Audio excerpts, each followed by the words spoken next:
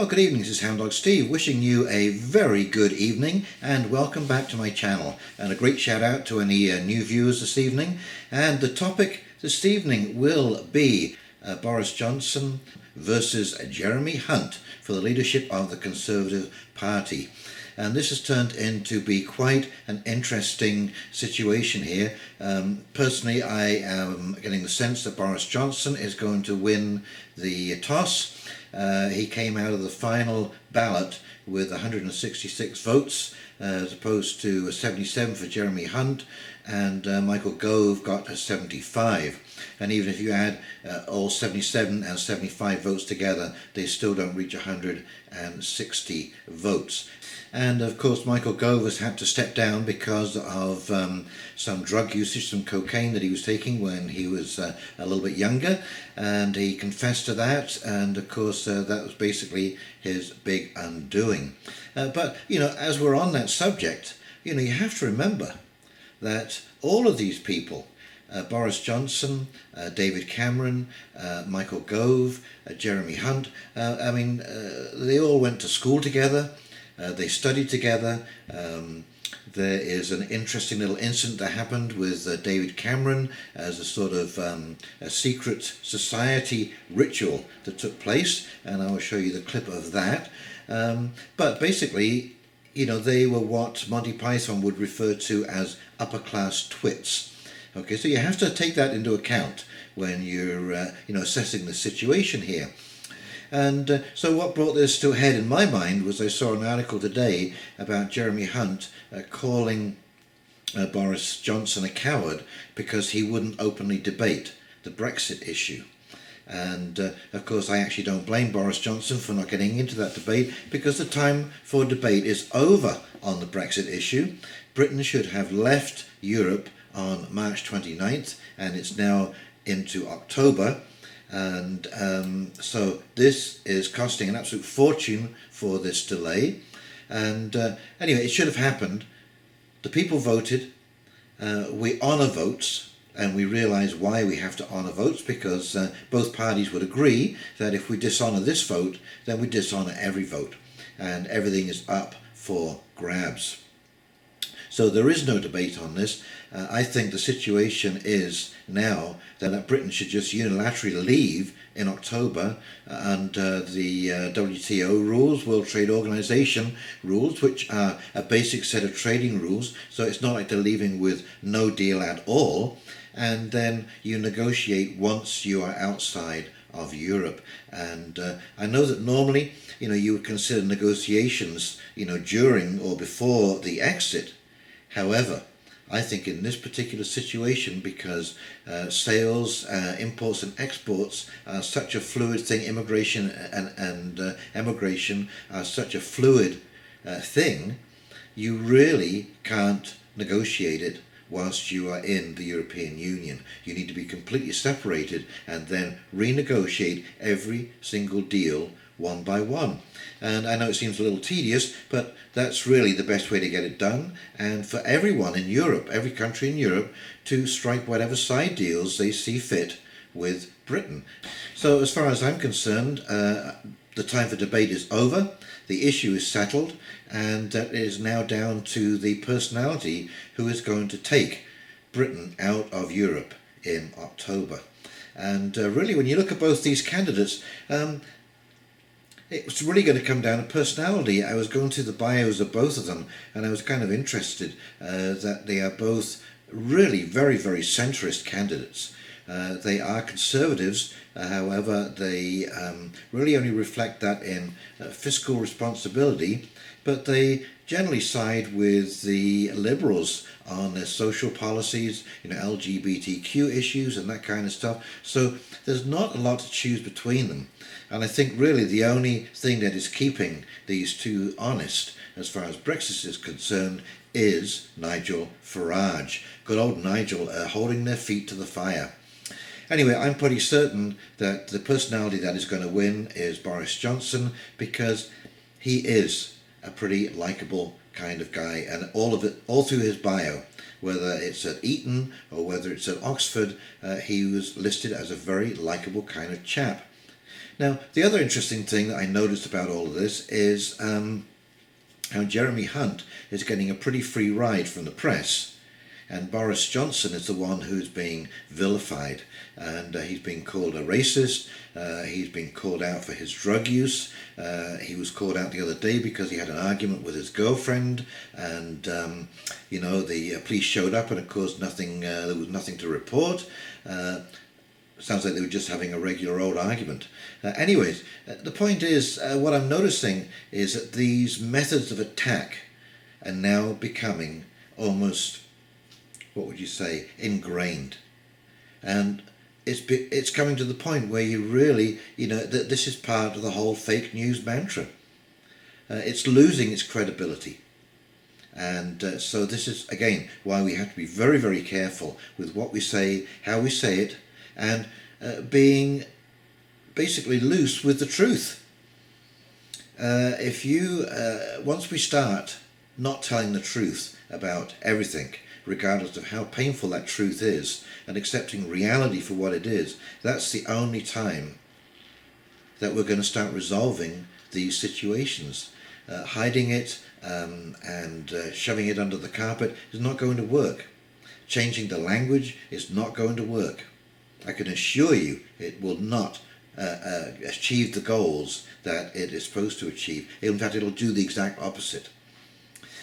So we are in a very interesting situation with this election, and anyway, let's flip over to these articles that I found, and we'll come back and I'll do a quick wrap up. Okay, here we go. From Reuters, Johnson is a coward for avoiding debates on Brexit. Hunt. Jeremy Hunt, one of the two candidates vying to replace British Prime Minister Theresa May, said on Monday that rival Boris Johnson was a coward for avoiding public head-to-head debates on what to do about Brexit. As I said, the time for debate is long over. Sky News, Boris Johnson called a racist as his past remarks are read out in Commons. The SNP's Ian Blackford lists a series of ex-Foreign Secretary's past remarks and brands him not fit for number 10. Conservative leadership frontrunner Boris Johnson has been called a racist in the House of Commons and accused of stoking division. Where have we heard this before? During Wednesday's Prime Minister's questions, Mr. Blackford drew attention to a poem published by The Spectator magazine in 2004, which was edited, not written, edited at the time by Mr. Johnson. The poem described the Scotch as a verminous race, adding its time Hadrian's Wall was re-fortified. And we go on, Boris Johnson can shun questions for now, but he won't be able to if elected PM.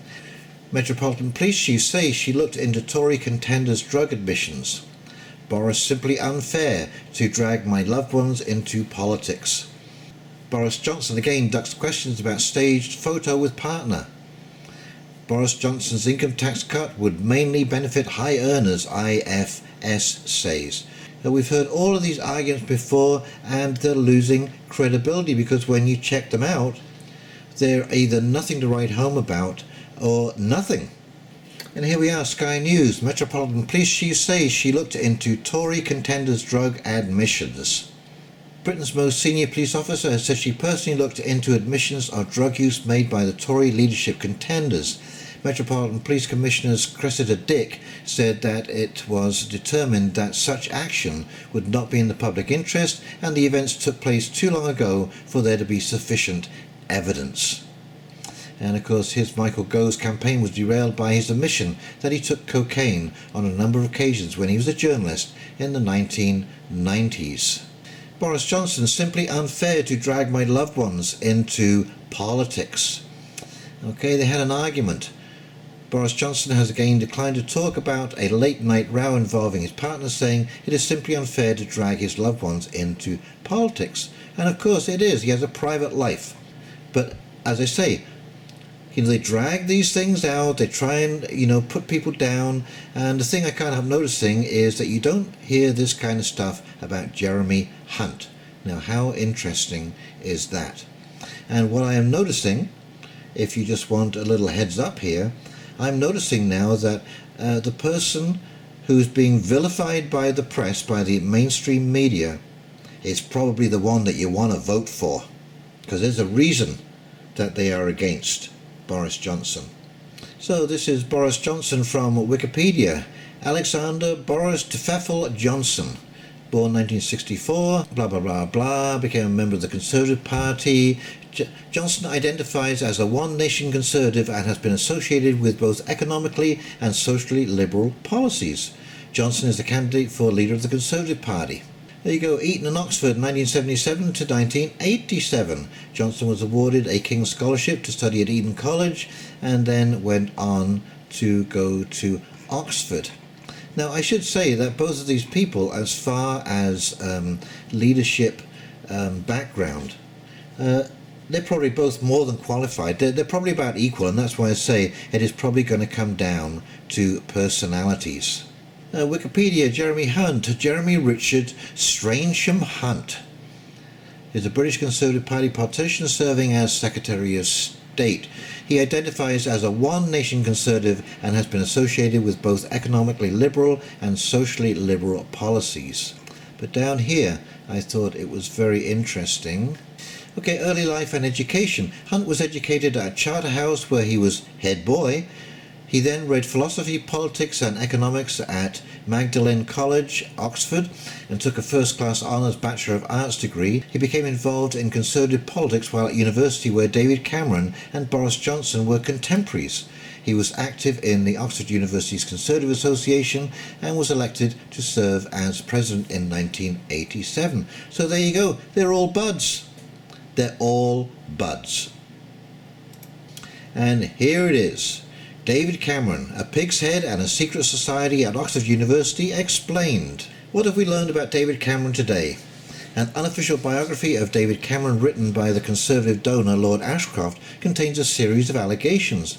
They include that the Prime Minister spent time in a drug-taking environment at university, that he took part in a bizarre dinner club initiation ritual, and another claim about Cameron's knowledge of Pear's offshore tax status. One specific allegation is that, in the words of the Daily Mail, Cameron took part in an initiation ceremony in which he put a private part of his anatomy into a dead pig's mouth. It cites a source, a current MP, who claims to have seen photographic evidence. It allegedly took place at a notorious Oxford University drinking club, the Piers Gaveston Society. Now, whether you believe that or not, David Cameron did step down about 3 months after that came out, and there was a photograph circulated. So there you go. I don't think you can find that photograph now, but there was a photograph circulated. So there you go. All cut from the same cloth. So what I find interesting about all of those articles when you go through them is that really these people, all of these candidates really don't have a lot to do with you and I and the kind of lives that we lead. And it begs the question, how can you possibly govern if you don't understand what's really going on at the grassroots? You know, you can promise this and you can promise that, but if you don't really understand what it is that's going on in the system and what's working and what isn't, because you've never been there, how can you possibly come up with resolutions, resolves, answers? How can you direct people in the correct direction? I mean, you know, I think this is one of the things that's frustrated me for so long, is that we end up electing or have people running for office who are not leading the kind of lives that let them understand the plight of just regular folk. And even, you know, when you look at the, you know, the socialism and the left-wing side, those people are pretty privileged too. So they don't lead the kind of lives where they understand what it is like to be on the downside or out of a job. And so you know, well, the basket of deplorables is an excellent example of what the left thinks of the working class. And so it's just abandoning of the truth, sweeping statements, catch-all comments that tie in lots and lots of people and basically insult them to their very faces, using strategies that seem to be getting tired and worn, they will lose all credibility in the end, and you will find that people will just stop reading. They'll stop taking it in. And in fact, we had a recent example in Canada, here in Alberta, their recent election. That is what happened.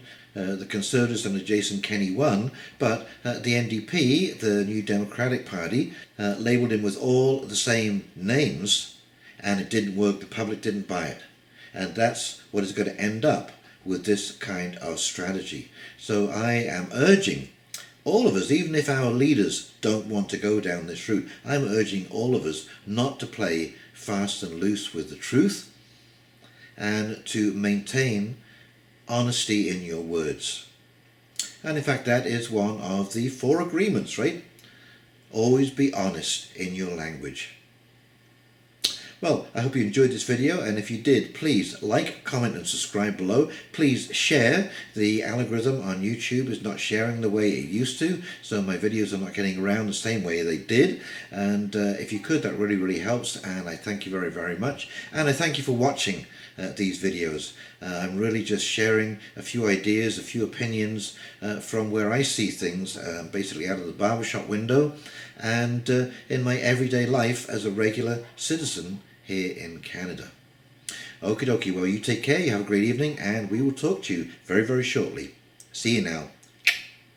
Bye.